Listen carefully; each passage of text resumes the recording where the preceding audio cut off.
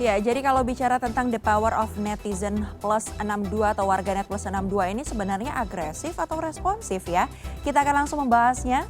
Kita sudah terhubung melalui sambungan Zoom dengan sosiolog dari Universitas Pajajaran, Ari Ganjar Herdiansah. Selamat malam Pak Ari. Selamat malam Mbak Mei. Iya Pak Ari, singkat dulu di awal Pak. Begitu melihat responnya warganet ini, jempolnya warganet, saat itu yang terlintas apa Pak kira-kira? Fenomena ini dinilai seperti apa sih? Ya, menurut saya ini suatu rangkaian ya ada karena polemik ataupun kontroversi dengan sesuatu yang dianggap dari Malaysia, klaim dari Malaysia ini kan sebelumnya pernah terjadi ya seperti batik kemudian juga Reo Ponorogo ya, dan ini seperti membangkitkan lagi sentimen dari netizen Indonesia. Nah, yang menjadi kontroversi kan di sini adalah wayang kulit yang secara visual itu bisa kita lihat bahwa wayang kulit itu berasal dari Jawa dan berasal dari Indonesia. Tapi kemudian dikatakan itu bagian dari budaya Malaysia ya. Nah, serangan yang dilakukan warganet ini sesuatu yang bisa ditebak ya, saya kira karena ini sentimen yang sudah berlangsung sejak lama. Dan ini juga menjadi suatu sejarah ya, persaingan ataupun ya kontestasi identitas budaya antara Indonesia dengan Malaysia meskipun berada di ranah warganet ya, di tingkat pemerintahan, di tingkat institusi ya kita tidak ada masalah sebetulnya, tetapi di kalangan supporter inilah yang kemudian warga Indonesia, netizen Indonesia berupaya ya untuk mengkoreksi apa yang disampaikan oleh perusahaan seperti itu. Oke, tapi dengan komentar-komentar yang disampaikan, sebenarnya bijak tidak ya ketika kemudian tanda kutip ya diserang media sosialnya dengan komentar-komentar yang sebenarnya niatnya adalah untuk meluruskan. Tapi terkadang memang bahasa yang dipilih ini juga kurang bisa diterima sejumlah pihak. Iya, netizen kita itu sempat mendapatkan predikat sebagai netizen dengan perilaku paling tidak sopan ya. Dari Microsoft ini, ya? Dari risetnya Microsoft. Dan kemudian situs Microsoft juga mendapatkan serangan akibat hasil riset itu ya. Jadi memang ini karakteristik dari netizen Indonesia yang reaktif terhadap isu-isu yang mereka anggap ini mendiskreditkan Indonesia ya, atau merugikan pihak Indonesia, menyinggung masalah kebangsaan ya. Ini netizen kita sangat reaktif dengan hal-hal yang semacam itu.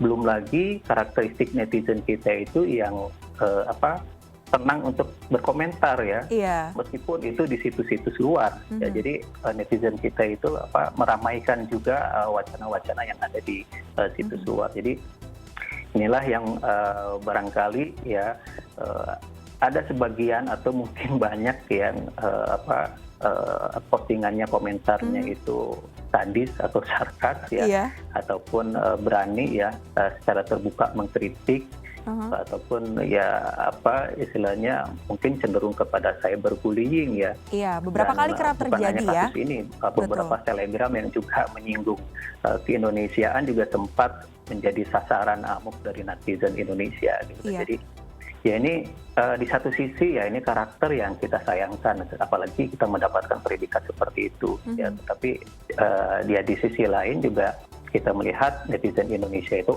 proaktif ya dalam menanggapi atau merespon isu-isu yang dalam tanda kutip bisa merugikan Indonesia.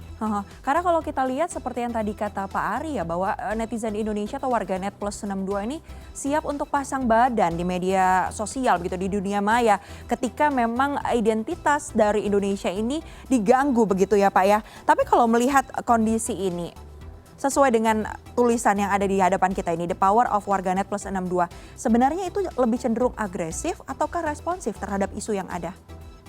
Saya kira keduanya. Oke. Ya, jadi responsif ataupun reaktif, karena sebagian besar netizen itu seringkali tidak membaca konteks secara detail. Yang dibaca cenderung kepada headline-nya. Ya, jadi perusahaan sepatu kemudian mengklaim bahwa wayang adalah warisan dari Malaysia. Itu kemudian dikritisi secara berlebihan, secara agresif ya, cara-caranya itu ada juga yang agresif. Tetapi dalam perbincangan di warganet itu sendiri tidak semua agresif semacam itu. Banyak juga kalangan warganet yang memandang persoalan ini dengan proporsional ya. Misalnya bahwa ini bisa jadi gimmick perusahaan itu supaya dia itu kontroversi, kemudian produknya mendapatkan spotlight begitu, awareness publik ya, kemudian produknya laku. Kan sekarang negatif campaign sekarang sedang marak ya, seperti itu, bikin kontroversi lalu kemudian produknya dicari-cari ya.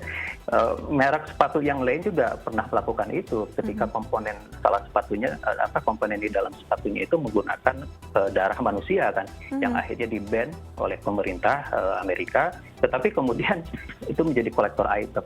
Nah, jadi perbincangan di warganet tidak semua agresif ya seperti itu, tapi juga banyak pandangan-pandangan yang lain yang menunjukkan kedewasaan netizen kita sekarang ini. Iya, tapi secara umum kalau kita bicara kan memang yang baru-baru ini terjadi, salah satu brand peralatan olahraga terkemuka di dunia ini minta maaf setelah tadi kecamannya masuk ke kolomnya melalui postingannya dengan berbagai mungkin latar belakang yang seperti tadi Pak Ari sebutkan, bisa juga masuk dalam negatif campaign. Tapi kalau kita ingat lagi saat gelaran All England saat itu kan, saat timnas Indonesia tidak bisa bermain begitu, kemudian akun BWF juga tanda kutip diserbu oleh warganet begitu, dengan untuk menunjukkan bahwa ini loh bentuk kita peduli, bentuk nasionalismenya, dengan terus mendukung para atlet Indonesia yang dinilai memang tidak adil begitu perlakuannya.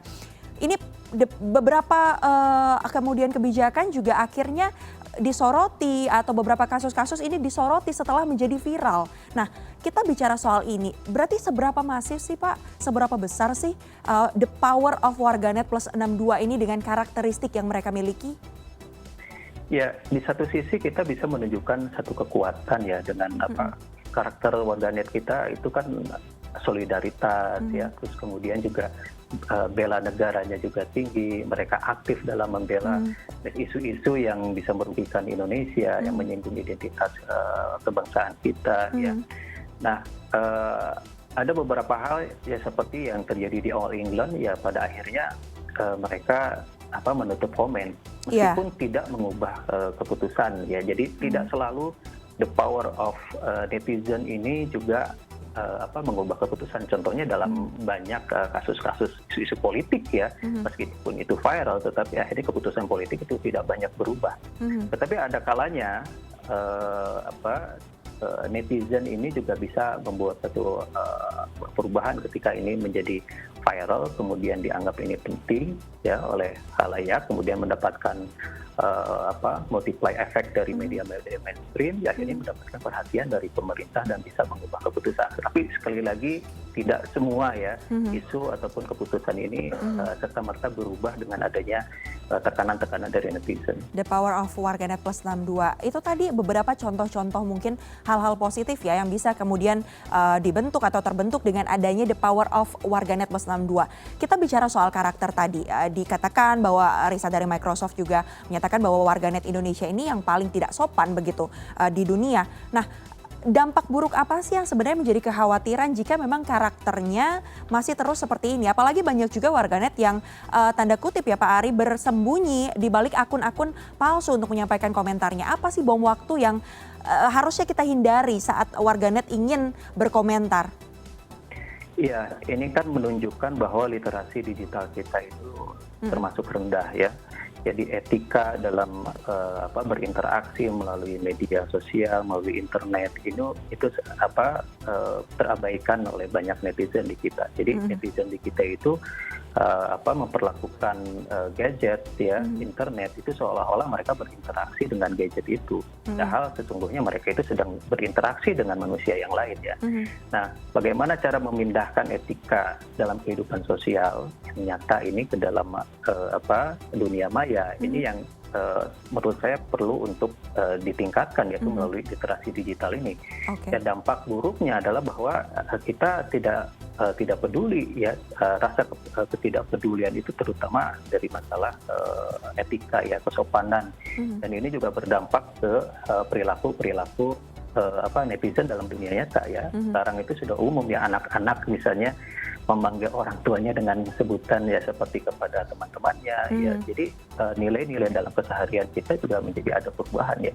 Iya. Nah, jadi ya menurut saya norma-norma di dalam bermedia sosial inilah yang harus sekarang mulai ditumbuhkan pada masyarakat kita. Baik, pada dasarnya adanya The Power of Warganet Plus 62 ini punya sisi positif dan negatif. Tadi seperti disampaikan Pak Ari bahwa secara umum solidaritasnya ini patut kita acungi jempol begitu ya. Tapi mungkin yang harus diperhatikan adalah bagaimana etika literasi digital, tata bahasanya agar tidak nantinya komentar-komentar atau solidaritas yang dilakukan di media sosial ini tidak menjadi bumerang bagi kita ya, Pak Ari ya. Terima kasih banyak Pak Ari Ganjar Herdiansah, sosiolog dari Universitas Padjadjaran sudah bergabung bersama kami malam hari ini. Terima kasih banyak Pak. Sama-sama Mbak Mei.